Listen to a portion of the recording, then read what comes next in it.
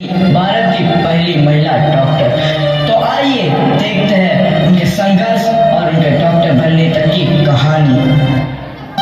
क्या बात है, आप इतने परेशान क्यों दिखाई देते हैं? परेशान तो रहूंगा ना पार्वती, आखिर एक बेटी का बाप जो ठहरा।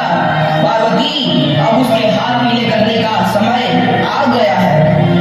पर हमारी आनंदी तो अभी सिर्फ 9 साल की है। अभी तो उसके पढ़ने, लिखने और खेलने कूदने के दिन हैं। देख पार्वती, लड़कियां पराया धन होती है और जितना जल्दी इन्हें घर से विदा कर दे उतना अच्छा है।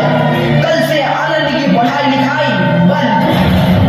पर बाबू, इसमें मेरी क्या गलती है? आप मुझे पढ़ाई करने क्यों नहीं देते? तेरी गलती है कि तू एक लड़की है।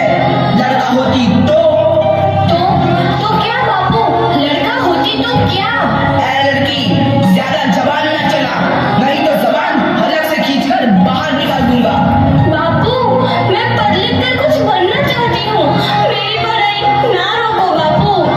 आनंदी, तुझे पढ़ना है तो पढ़, लेकिन सारी उम्र बाप की छाती पर यूं बोझ बनकर ना बैठ। पर बाबू, अभी तो मेरी उम्र पढ़ाई लिखाई की है। मुझे पढ़ लिख कर डॉक्टर बनना है।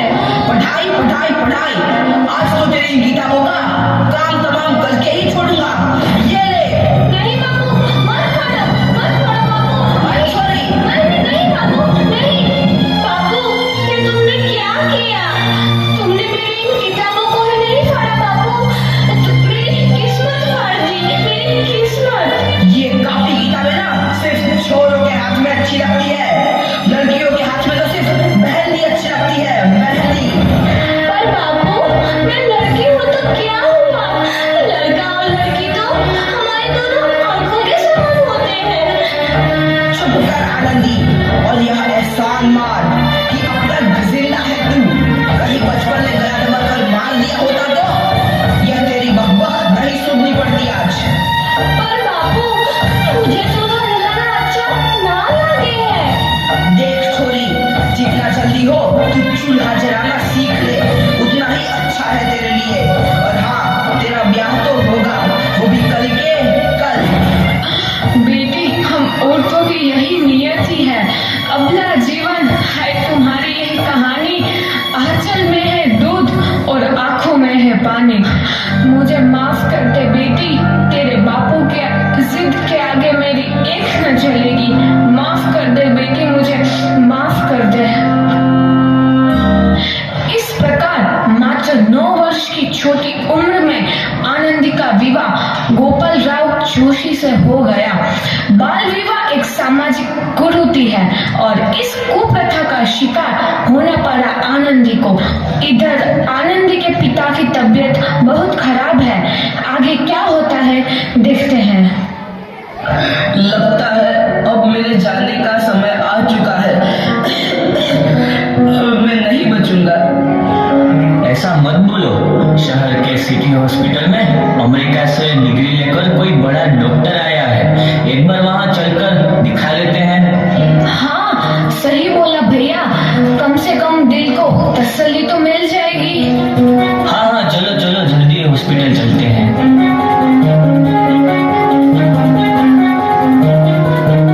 इस मरीज की हालत तो बहुत ही खराब है। कोई चमत्कार ही इसे बचा सकता है। ऐसा मत बोलो भाई, डॉक्टर साहब कब तक आ जाएंगे? लो, आ गई डॉक्टर मैडम। डॉक्टर मैडम, जल्दी देखिए, मरीज की हालत बहुत ही खराब है।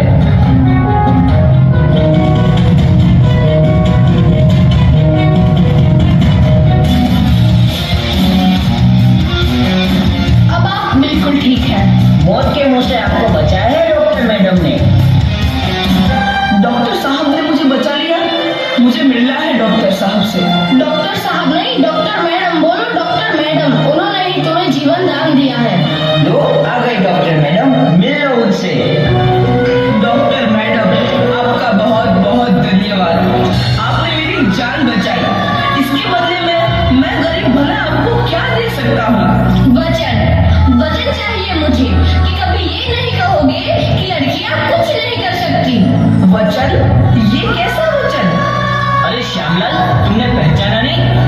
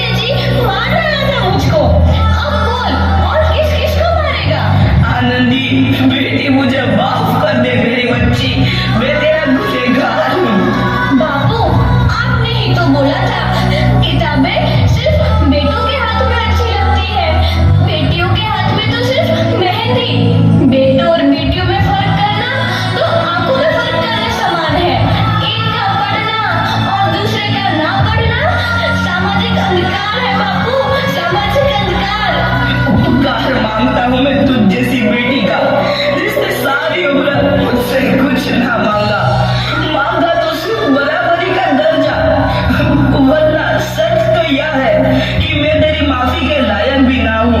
मुझ जैसा बाप तेरी बराबरी कर सके उसके मैं लायक भी ना हूँ मेरी बेटी, लायक भी ना हूँ।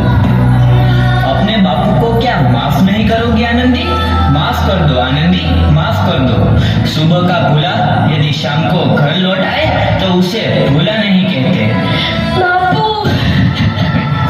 तो इस प्रकार आनंदीबाई जोशी ने अपनी मेहनत और अटूट इरादे से न